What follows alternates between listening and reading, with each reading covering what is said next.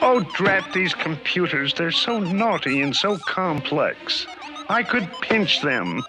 What's up, everyone, and welcome. In this episode, we're going to talk about the credit card skimmer hack. It's often called the Magecart hack after the main group, the Magecart group, that's using this attack. This type of attack infects many systems, mostly e-commerce websites, using CMS systems like WordPress, Magento, Joomla, and Drupal, but it's not limited to those types of systems.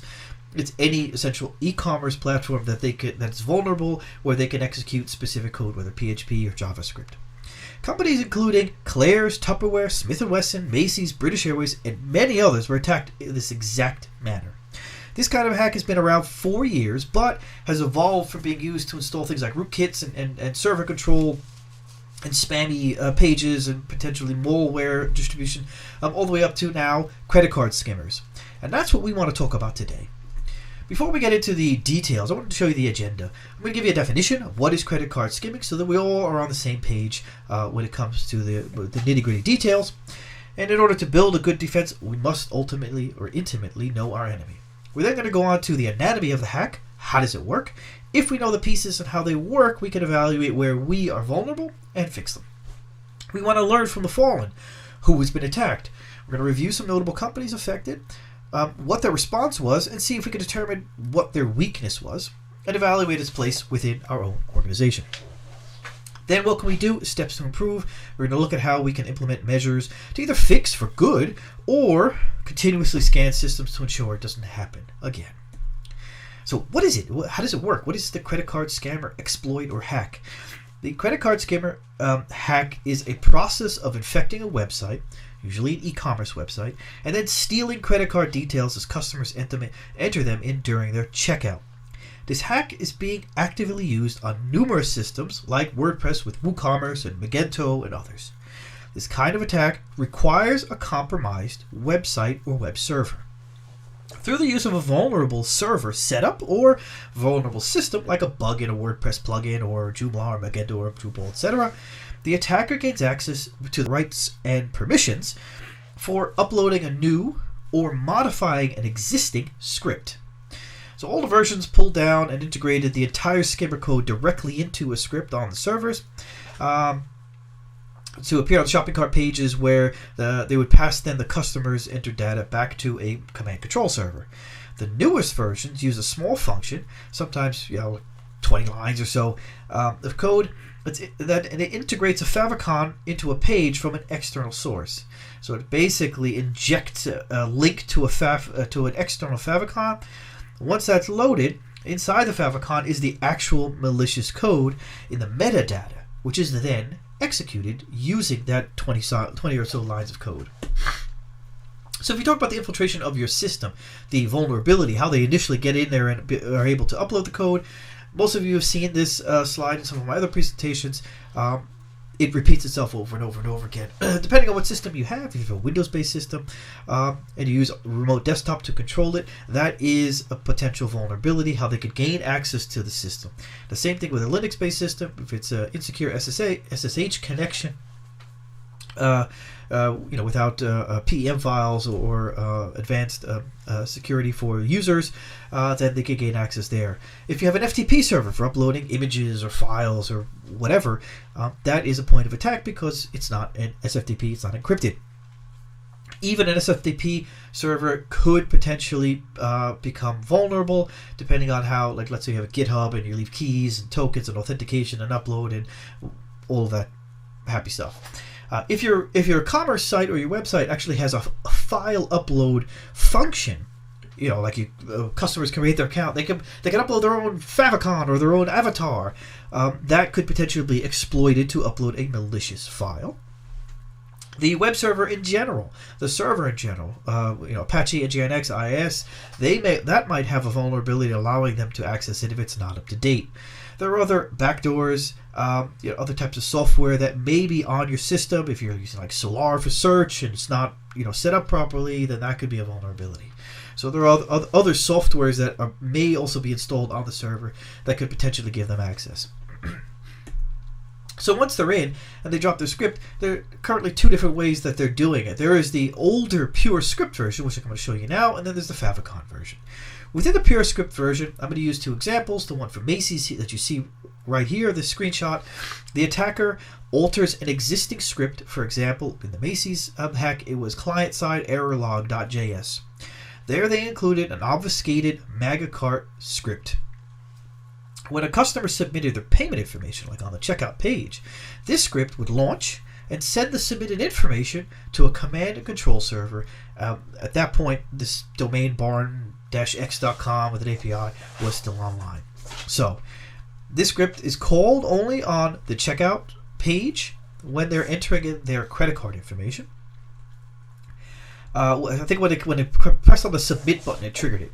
As well as when inside the logged in account, when you go to like my payment area and you try to update your credit card, that section also would trigger this. So now we're on to the British Airways hack.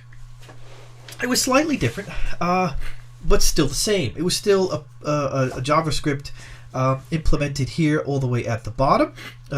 A simpler form, probably because the checkout system was different, let's say, or the entire CMS or the entire system that they use is different.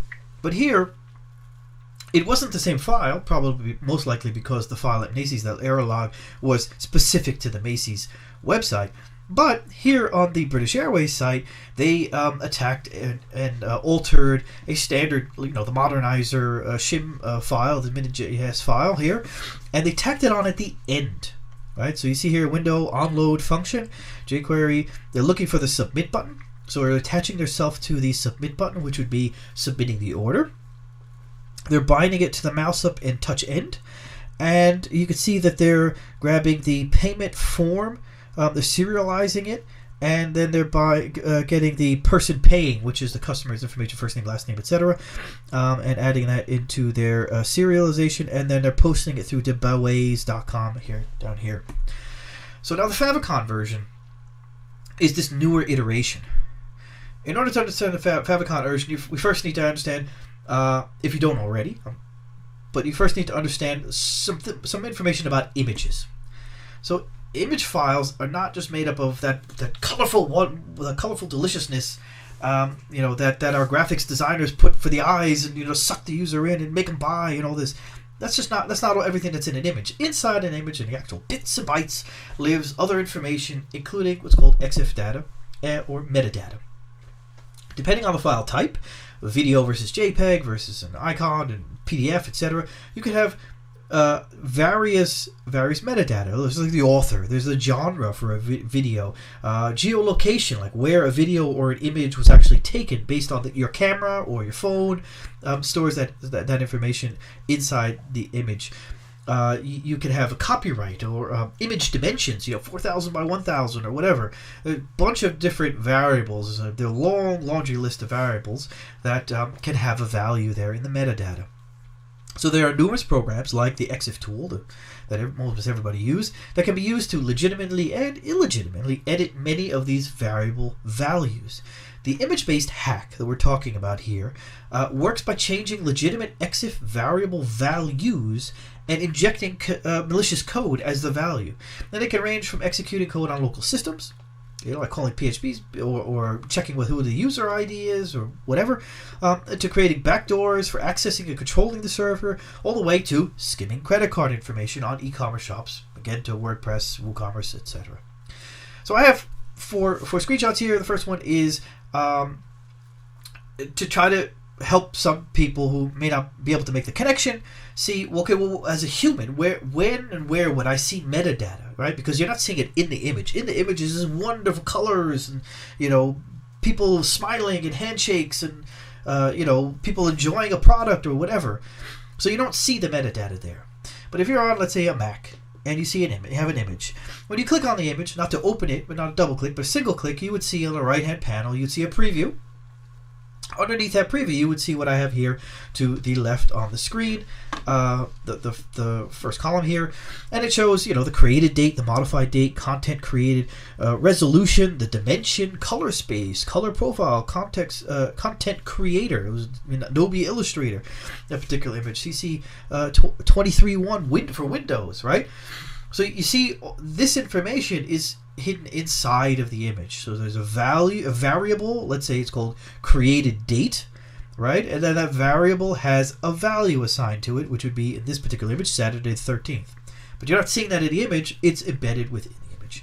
For Windows, you would just right-click on it, then click on Properties, then go to the Details tab, and you would see here this long list of like title, subject, rating, tags, comments, authors, date taken, all that kind of stuff. Now all of that is editable. You could change that. Some of it is automatically set depending on the tool you're using, whether it's a camera is setting specific information, like I said before, geolocation, or you're using a tool, for example, by for OS X, Meta Z, you can edit a video, MP4 specifically, information like the title, the author, the genre, the date it was done. You could write a description, a short description, a long description. You can put chapters, and all that information inside there. You can edit it and then save it, and then it's attached in the Exif data. You could use the Exif tool, which is a command line based tool, so it's not for everybody. Certain people need a GUI. But it's used for reading and writing meta information in a variety of file types. So it's images, it's images, PDFs, Word documents, movies, videos, etc. It supports many file formats, like I just said, and a slew of meta information based on the format.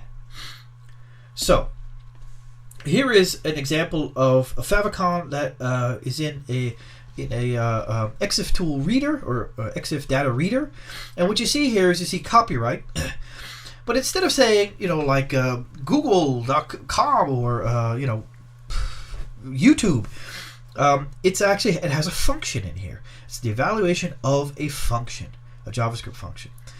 So what somebody did was they injected this particular function inside the copyright variable as a value.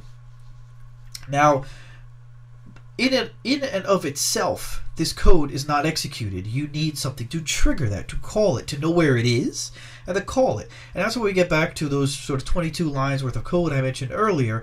That node only injects the file, but when the file is loaded, it then goes and says, oh, I know where it is. It's in the copyright variable. I'm going to pull it, and I'm going to execute it. I'm going to evaluate it. So to understand, again, how the Favicon Exif data was exploited, we're going to go through the hacking process breakdown. The attacker first needs to inject a simple script into the target website. That's what we talked before. They find a vulnerability. They're allowed to upload either a new one, or they have a way to update an existing file with their script, either at the end or somewhere injected. This script's function is to implant a remote Favicon image and carry out little processing. So a file that's called on every page, a JavaScript file that's called on every page with a window on load function, it says, go to the header and inject a Favicon tag, and the Favicon URL is blah, blah, blah. Now, the said Favicon may appear innocent at first. Like I said, you don't see metadata. You don't see the Exif data. All you see is the image. It could be an icon. It could just be a letter. It could be whatever. Whatever the image is all you're going to see. But secretly enclosed is the malicious JavaScript stored within the Exif data.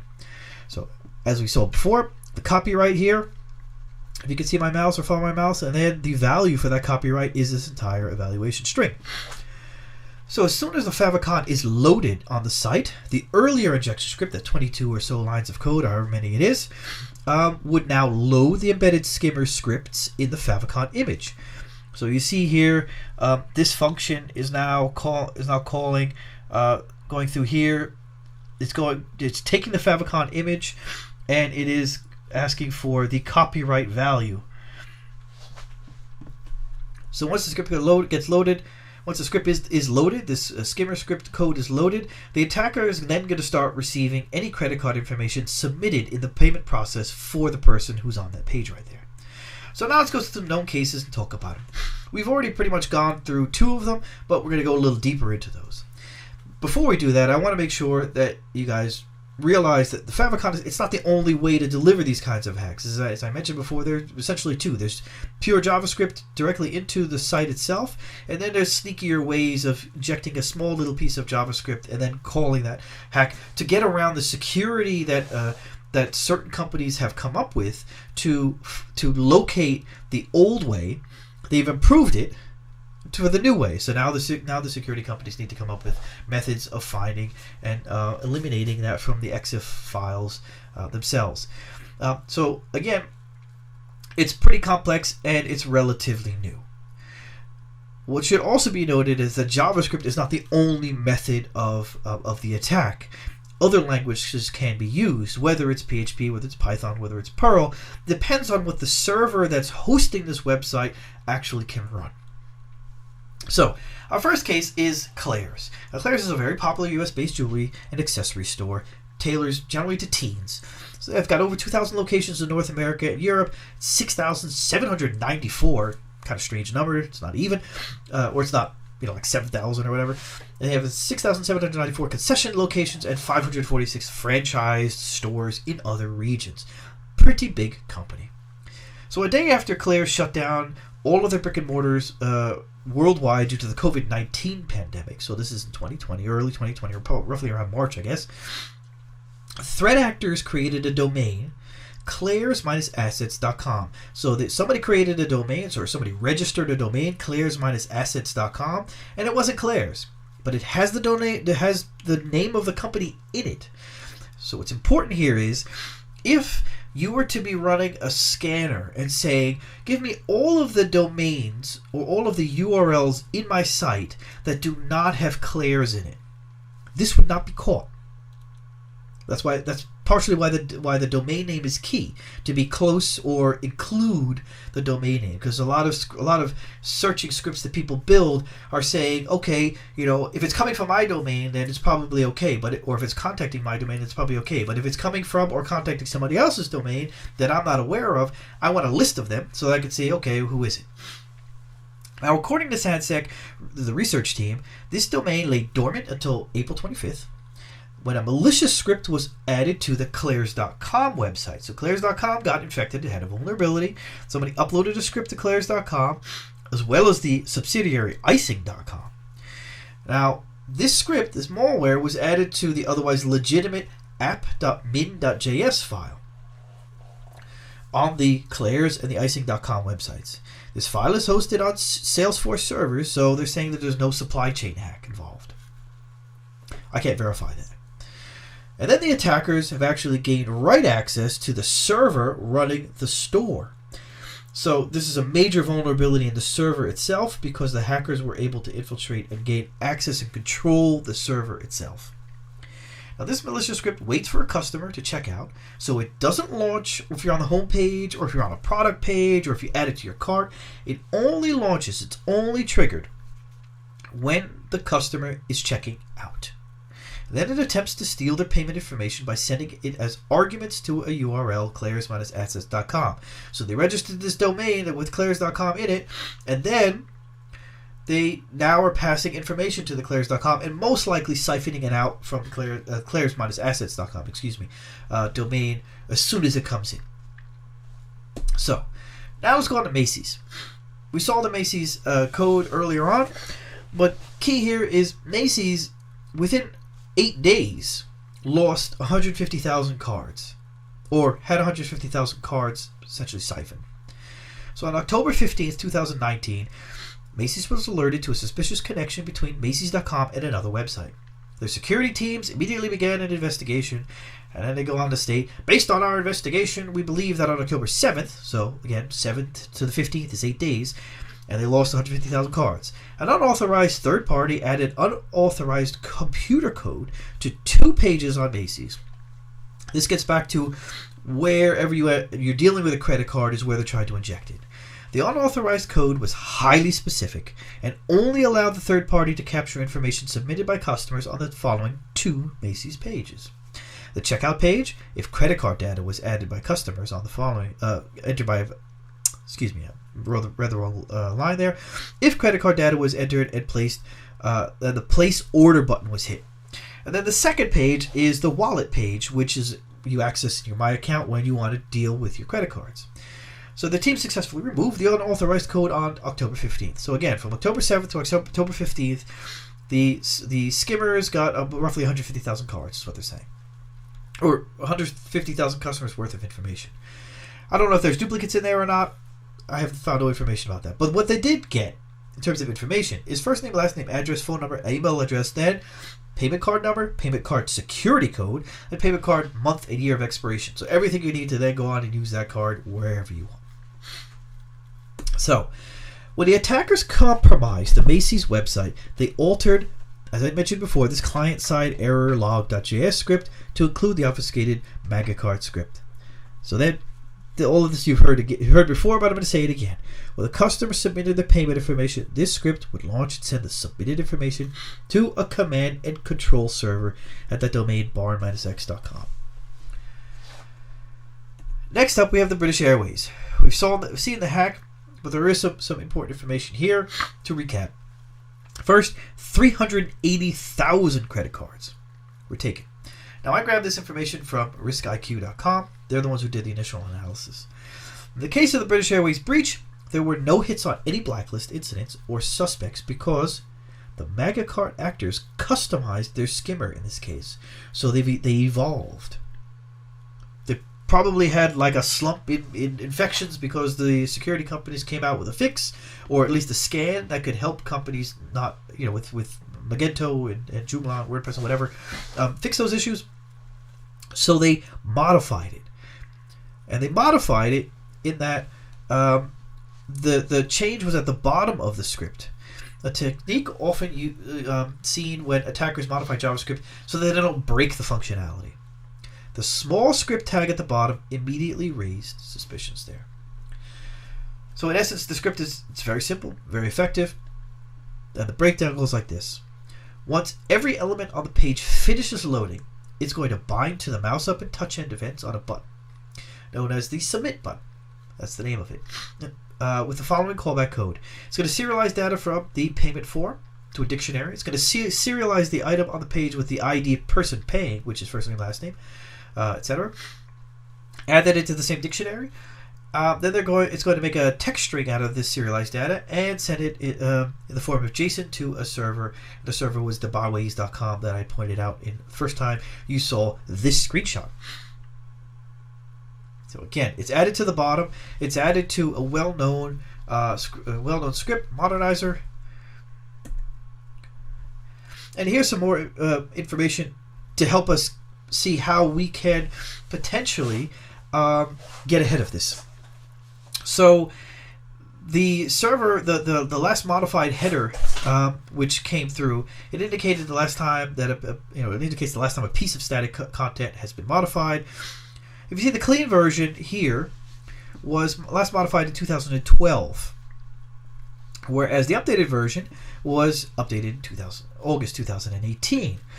So if you're running checks to see when files have last changed, then you would be able to catch this a lot quicker, depending on how often you run these scans. So how do we stay safe? We stay safe by, number one, having a plan. That's ultimately my number one everywhere. You have a plan for your updates. You have a plan for maintenance. You have a plan for security. You have a plan for reviewing these plans. Because things change. Features change. New features come in. Old features go out. The requirements of individual features change. The first iteration of a shop, your company or a customer says, I only want them to have an account and they can check their orders. Then they come and say, well, you know what, our customers want to customize their account. They want to have their own avatar. Well, you're now integrating an upload feature that needs to go through the security principles to ensure that people aren't uploading malicious files, images, JSON files, or whatever. Next, you need to harden your server. You need to ensure that uploading of files is strictly controlled. You're doing control on it. If you're only accepting JPEGs, or is it a PDF that you're allowing people to upload? If they're uploading, let's say their resume. A resume upload is potentially a landmine, a field filled with landmines in terms of what people can upload. Word documents, PDFs, they can all be manipulated. You want to scan code and scan files regularly. So, if you're on a Linux server, you could easily install ClamAV to scan all upload files for malicious code. like malware. If if you have patterns for what you're looking for in terms of the old JavaScript injection, you could scan for those patterns. If you're looking at change dates on files, if you know your last deployment was on blah blah blah, that can be variabilized, and you can inject that into a file date change or last modified search. Plenty of ways to be able to scan your system, your code, and the files to ensure that you could at least raise alarms as quickly as possible, and not necessarily wait 8 days like Macy's did, or even longer, to have your code skimmed and have your company then have to publicly announce that. You want to make time for regular offline backups. You want to test the backups to ensure they can be restored reliably. Having backups and having those backups infected or not even functional is not an option here. Backup, backups of backups that are in deep freeze somewhere. If you get hacked on October 7th, like British Airways did, and you find out on October 15th, you know that October 6th should have a clean version of your entire system. You can always revert to that once you've gone through, pinpointed exactly what the vulnerability was, and fixed that vulnerability. You at least know you have a completely clean version of your commerce site from October 6th. You want to update systems and third-party libraries and frameworks regularly. You want to put those also through their own sort of security check and approval. If you saw my episode of my video on the CodeGov Bash uploader tool, I listed a number of these pieces there as well. But you want to make sure that any third-party application or third-party library you're using goes through a relatively strict check to ensure that it's secure, to ensure that the checksums match, because that might be what people are going to use as the vulnerability in your system to access it and then inject these scripts. So with that, I hope you learned something. Thanks again, guys. If you liked the video, don't forget to give it a thumbs up. If you haven't subscribed already, subscribe. We'll be putting out tons more videos on all of these topics for DevOps, DevSecOps, all of these new hacks that are coming out there so that you can understand how they work. You can work around it. You can implement this security and this hardening from day one in your system and not become a statistic. Thanks again. I appreciate you joining me on this journey, and I look forward to seeing you on the next episode. Take care.